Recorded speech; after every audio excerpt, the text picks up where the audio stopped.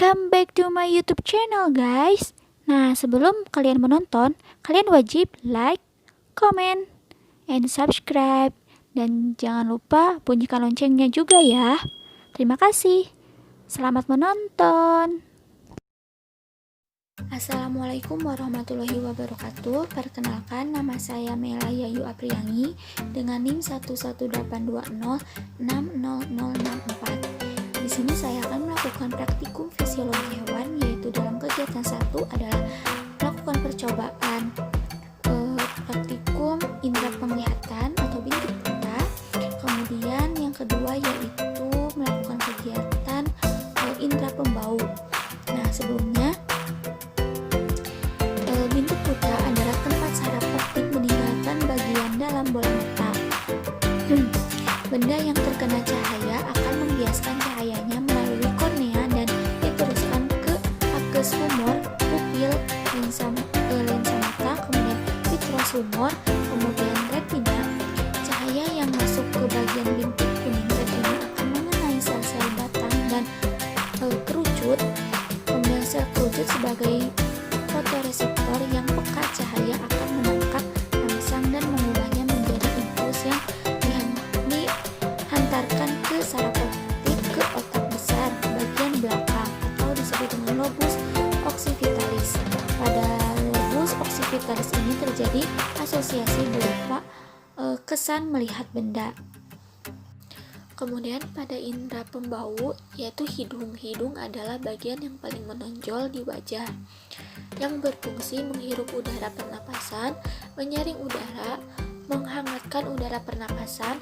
Hidung merupakan alat indera manusia yang menggapai rangsangan berupa bau atau zat kimia berupa gas, yaitu menurut Standring tahun 2005. Lidah adalah sekumpulan otot rangka pada bagian lantai mulut yang dapat membantu pencernaan makanan dengan mengunyah dan menelan. Lidah dikenal sebagai indera pengecap karena memiliki beberapa struktur tunas pengecap. Lidah juga turut membantu dalam tindakan bicara dan membolak-balikan makanan, yaitu menurut Ford tahun 2005. Tujuan kegiatan yang pertama yaitu indera penglihat, yaitu tujuannya untuk mengetahui bintik buta.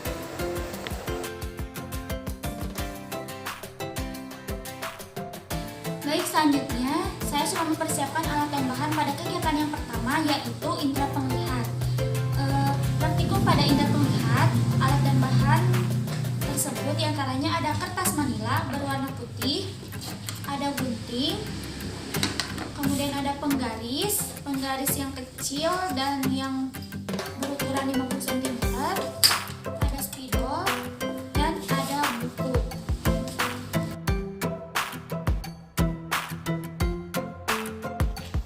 Nah, langkah kerja yang pertama yaitu sediakan kertas manila 3x14 cm, buatlah tanda positif dan tanda titik dengan garis tengah 2 mm pada kertas dengan jarak antara positif dan titik sejauh 10 cm.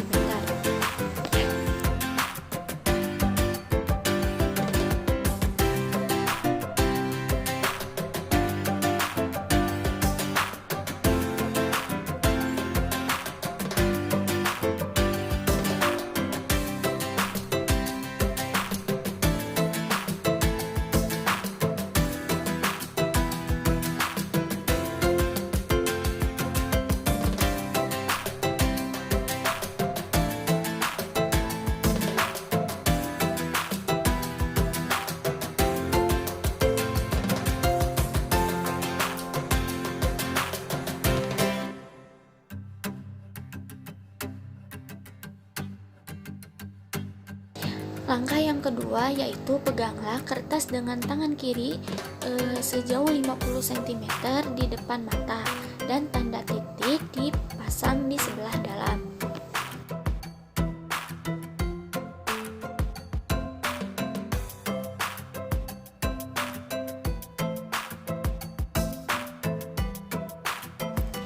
Langkah yang ketiga yaitu pusatkan pandangan mata kiri pada tanda titik dan mata kanan ditutup.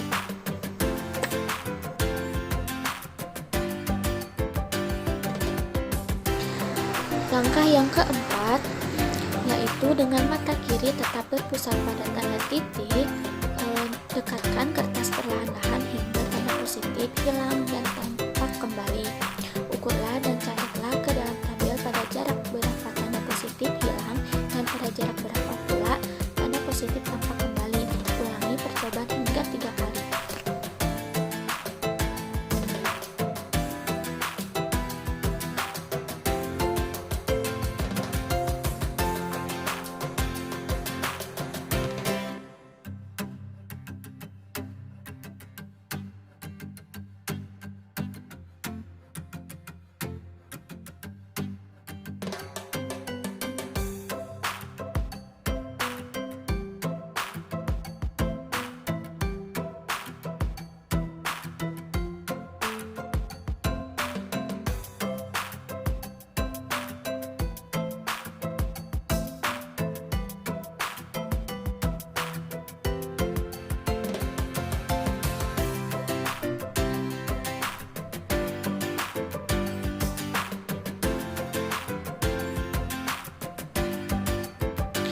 Langkah yang kelima, balikan letak tanda titik dan ulangi prosedur di atas dengan mata kanan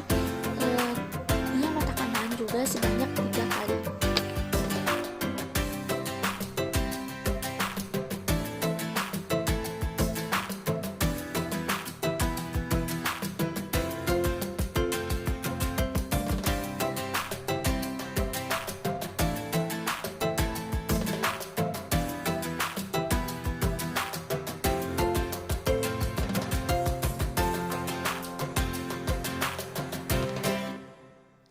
Selanjutnya yaitu hasil pengamatan. Di sini terdapat ada tabel yang pertama, tabel kegiatan pertama yaitu hasil pengamatan indera penglihatan atau bintik buta. Nah, pada tabel tersebut ada 3 frekuensi, yaitu frekuensi pertama, kedua, dan ketiga. Nah, di sini terdapat mata kanan yang ditutup dengan jarak pada waktu tanda positif hilang, itu jumlahnya dari frekuensi dari ketiga tersebut yaitu 8,4 cm. Sedangkan pada jarak waktu tanda positif tampak kembali yaitu jumlahnya 91 cm. Nah, pada mata kiri yang ditutup yaitu jumlah pada waktu tanda positif hilang jumlahnya yaitu 17,6 cm, sedangkan jarak pada waktu tanda positif tampak kembali pada mata kiri yang ditutup yaitu 124 cm. Kemudian rata-rata dari mata kanan yang ditutup pada waktu tanda positif hilang yaitu 2,8 cm dan 30,3 cm pada jarak waktu tanda positif tampak kembali pada mata kanan yang ditutup. Kemudian pada mata kiri yang ditutup rata-rata jarak pada waktu tanda positif hilang yaitu 5,8 cm, sedangkan 41,3 cm pada jarak pada waktu tanda positif tampak kembali. Maka dari hasil tabel tersebut, dari hasil pengamatan kegiatan indera penglihatan, ternyata rata-rata yang paling besar itu adalah pada mata kiri, pada mata kiri yang ditutup, yaitu pada rata-rata jarak pada waktu tanda positif tampak kembali, dan juga rata-rata paling besar pada mata kiri yang ditutup pula yaitu pada jarak waktu tanda positif hilang yaitu 5,8 cm. Nah, sedangkan pada mata kanan yang ditutup itu lebih kecil daripada pada mata kiri yang ditutup. Jawaban yang pertama yaitu dari hasil pengamatan di atas bahwa tanda positif digunakan untuk mengetahui titik atau jarak bintik buta yang dimiliki oleh setiap orang. Nah, hal ini bisa terjadi jika bayangan dari tanda positif tersebut masuk ke daerah bintik buta. Kemudian pada nomor 2, pada jarak tertentu tanda positif hilang, yaitu karena tanda tersebut dibiasakan masuk ke dalam bintang buta sehingga tanda tersebut hilang atau tidak terlihat. Hal ini dapat menyebabkan karena pada inti buta tidak mempunyai sel reseptor cahaya, sehingga pada saat tanda tersebut muncul kembali karena retina sudah mampu menangkap cahaya, sehingga bayangan tampak jelas dan dapat terlihat kembali. Pada nomor 3 yaitu tidak ada hubungannya. Kenapa? Karena buta warna adalah suatu kelainan yang disebabkan oleh ketidakmampuan sel-sel kerucut pada mata, yaitu untuk menangkap spektrum warna tertentu. Selain itu juga buta warna juga bisa terjadi akibat faktor genetis.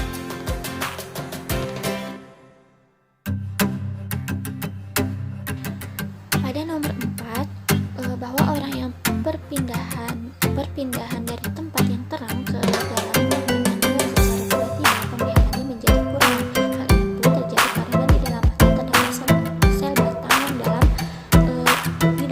terdapat sel batang yang mengandung pigmen peka terhadap cahaya yang disebut rodopsin, yaitu suatu senyawa antara vitamin A dan protein berproses dari terang, yaitu rodopsin.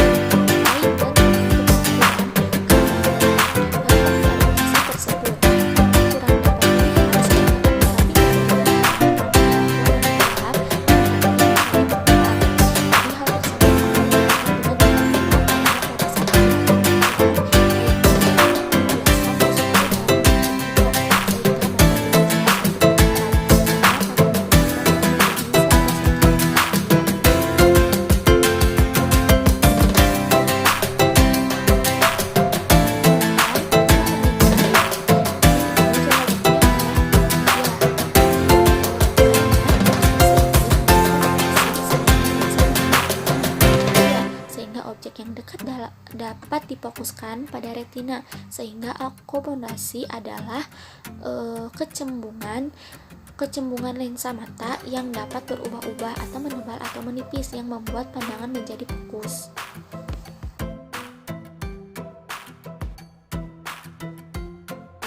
Selanjutnya yaitu nomor 6, bahwa kacamata yang dipakai atau berlensa rangkap, cembung dan cekung. Di bagian kacamata yang berlensa cekung digunakan untuk melihat benda yang jauh, dan di bagian lensa yang cembung digunakan untuk melihat benda yang dekat, sehingga bayangan benda dapat jatuh tepat pada di retina.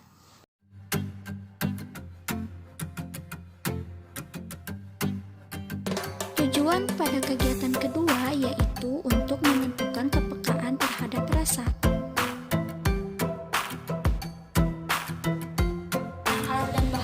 Saya siapkan diantaranya ada buah apel, kemudian ada jahe, ada tusuk gigi, pisau, air minum secukupnya, ada penjepit, ada penggaris, kemudian ada penutup mata. Nah, selanjutnya yaitu langkah kerja pada indera pembau. Langkah kerja yang pertama yaitu potong-potong apel, kemudian jahe dengan ukuran yang kecil dan ukuran yang sama.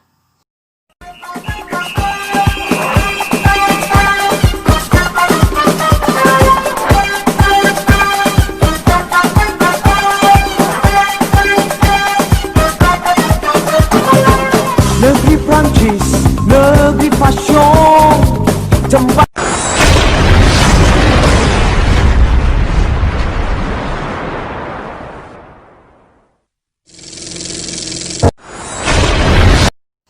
Nah, langkah yang kedua yaitu hidung ditutup dan mata juga ditutup. Setelah itu, makan apel tersebut dengan menggunakan tusuk gigi agar memudahkan untuk memasukkan apel tersebut ke dalam mulut.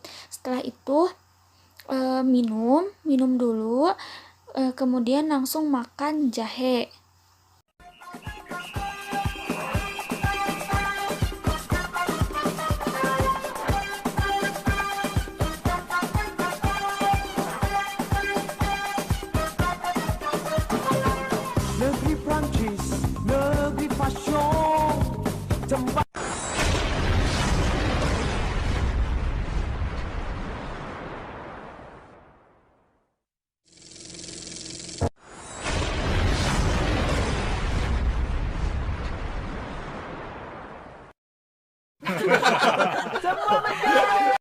Langkah yang ketiga yaitu hidung yang tidak ditutup tetapi mata tetap ditutup, kemudian makan, tetap memakan apel yang tadi yang sudah dipotong-potong dengan menggunakan tusuk gigi. Kemudian setelah itu minum air. Setelah minum air dulu, kemudian langsung memakan jahe. Nah, setelah itu bagaimana perbedaan antara memakan apel dan jahe yang mata dan hidungnya ditutup dibandingkan dengan memakan apel dan jahe dengan mata ditutup tetapi hidung tidak ditutup? Bagaimana hasil dari rasa dan penciumannya?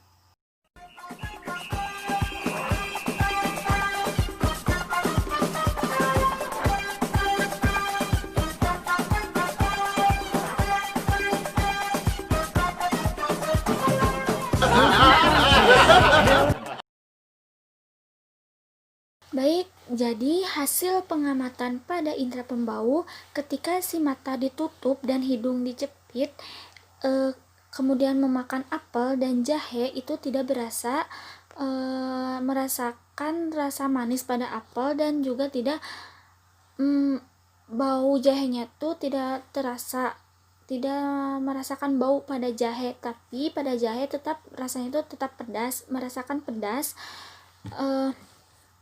Kemudian ketika mata tetap ditutup dan hidung tidak dicapit atau tidak dijepit, itu ketika memakan apel dan jahe, rasa manis pada apel itu terasa, dan ketika memakan jahe pun tetap rasanya pedas, namun si bau yang menyengat pada jahe itu terasa. Nah, kenapa hal tersebut terjadi? Jadi secara umum kemampuan indera penciuman juga memengaruhi kepekaan indera perasa. Pasalnya, jika indera penciuman tidak dapat menjalani tugasnya dengan baik, maka si indera perasa pada lidah hanya dapat mendeteksi beberapa rasa saja. Pada intinya, apapun yang mengganggu proses tersebut berlangsung atau rusaknya sel-sel saraf yang mengirimkan sinyal informasi menuju otak, maka akan menyebabkan hilangnya indera penciuman. Kesimpulan dari praktikum kali ini bahwa jadi bintik buta atau pada indera penglihat, bintik buta adalah daerah tempat saraf optik meninggalkan bagian dalam bola mata dan tidak mengandung sel konus dan batang, sehingga bila suatu bayangan jatuh pada bintik tersebut maka tidak dapat melihat bayangannya. Jarak bintik buta setiap manusia berbeda-beda. Kemudian pada indera pembau, bahwa berdasarkan dari hasil praktikum yang telah dilakukan dapat diketahui bahwa lidah memiliki bagian-bagian tertentu yang dapat menghasilkan sensasi rasa yang berbeda, seperti bagian ujung manis, tepi depan asin, tepi belakang asam, pangkal pahit. Waktu sensasi pada lidah dipengaruhi oleh beberapa probandus yang berbeda. Namun pada probandus lidah sehat yang mampu merasakan sensasi rasa dalam waktu yang singkat. Pada uji reseptor pembau, hanya hidung orang sehat yang memiliki tingkat kepekaan yang tinggi daripada hidung pada probandus lainnya. Hubungan antara indera pengecap dan penciuman digambarkan jika ada gangguan pada hidung, maka kemampuan lidah akan menurun dalam mengenali macam-macam rasa. Baik teman-teman, sekian dari video praktikum kali ini. Mudah-mudahan bermanfaat untuk kalian semua yang sedang menonton ataupun yang sudah menonton, dan khususnya untuk saya juga bermanfaat. Mohon maaf apabila pada video tersebut kurang jelas dalam penyampaiannya atau dalam menjelaskannya, karena mungkin saya masih dalam tahap belajar juga. Dan terima kasih. Wassalamualaikum warahmatullahi wabarakatuh. Dan jangan lupa like, comment, dan subscribe, dan bunyikan juga loncengnya ya, dan share juga videonya. Terima kasih, bye.